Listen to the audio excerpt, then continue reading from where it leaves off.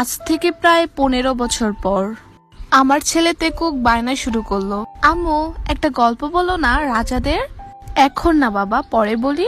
Please please আম্মু বলো না। ওকে। একটা ফ্যান্ডম নামের রাজ্য ছিল, এখানে 7টা রাজা থাকতো। সেখানে ফ্যানবয় নামের প্রহরী ছিল আর ফ্যানগার্ল নামের অনেক প্রজা ছিল। প্রজারা তাদের রাজাকে নিজের করে চাইতো, কিন্তু তাদের শত্রু ছিল হ্যাটার্স। 7 রাজাকে ছোট করত, কিন্তু ফ্যানবয় প্রহরীরা সবসময় তাদের রাজাদের জন্য যুদ্ধ করত। তাদের সঙ্গ দিত ফ্যানগার্ল আর্মিরা। এভাবেই রাজা এবং প্রজাদের জীবন সুন্দরভাবে চলছে। রাজারা তাদের প্রজাদের আগলে রাখতো। হঠাৎ 7টা রানীর আগমন ঘটে রাজাদের জীবনে। হঠাৎ তারা বদলে যায়। প্রজাদের তখন ফ্যানবয়রা আগলে রাখে। হঠাৎ রাজাদেরকে নিয়ে হারিয়ে যায় 7 রানী। তারপর কি হয়েছিল আম্মু? তখন সব প্রজা ধ্বংস হয়ে যায় আর গল্প এখানেই সমাপ্তি ঘটে। কিন্তু তুমি কেন কান্না করছো মাম্মি?